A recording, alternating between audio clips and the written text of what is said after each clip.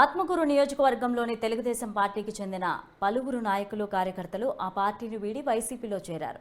వారికి కండువా కప్పి పార్టీలోకి ఆహ్వానించారు Atmakur MLA Mekapati Vikram Reddy. BJP, Congress, CPM, CPI లాంటి సిద్ధాంతాలు లేని పార్టీల్లో జతకడుతున్న తెలుగుదేశం పార్టీ స్వాతంత్రిక ఎన్నికల అనంతరం కనుమరుగైపోతుందన్నారు. చంద్రబాబు నాయుడికి ఇది ఆఖరి ఎన్నికలవుతాయి. తెలుగుదేశం పార్టీ అటు జనసేన కానీ బీజేపీలో రెండు కలిసిపోయేటటువంటి అవకాశం ఉంది అన్నటువంటిది మనం గుర్తుపెట్టుకోవాలి.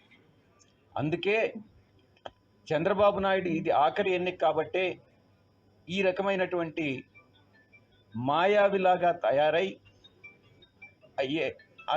ఇంప్లిమెంట్ చేయలేనటువంటి అసంబద్ధమైనటువంటి ప్రామిసులు చేస్తూ హామీలు ఇస్తూ ప్రజలను మభ్యపెట్టేదానికి, బాగా సమాజంలో ఎవరైతే ధనవంతులు ఉన్నారో ఆ ధనవంతుల్ని పార్టీలోకి తీసుకుని ధనాన్నే ముఖ్యంగా పెట్టి ఈరోజు మళ్ళీ తిరిగి అధికారంలోకి రావాలని ప్రయత్నం చేయడం అన్నటువంటిది నిజంగా చాలా దురదృష్టకరమైనటువంటి విషయం దేశ రాజకీయాల్లో.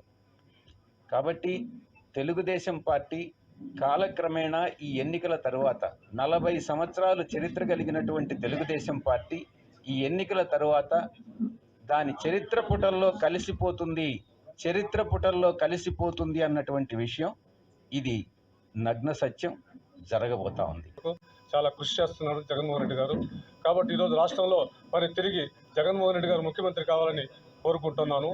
అదేవిధంగా మేము విజయసాయి రెడ్డి గారు ఎంపీగా, మన ఆదాల ప్రభాకర్ రెడ్డి ఎమ్మెల్యేగా, తిరిగి విక్రమరెడ్డి గారు మళ్ళీ ఆత్మకూరు ఎమ్మెల్యేగా తప్పకుండా విజయం సాధిస్తారని కోరుకుంటూ మేమందరం కూడా వైఎస్ఆర్ కాంగ్రెస్ పార్టీ పక్షాన వైఎస్ఆర్ కాంగ్రెస్ పార్టీకి గెలుపు కొరకు, విజయం కొరకు మా శక్తి వంచన లేకుండా కృషి చేస్తామని చెప్పేసి తెలియజేసుకుంటూ సెలవు తీసుకుంటాం.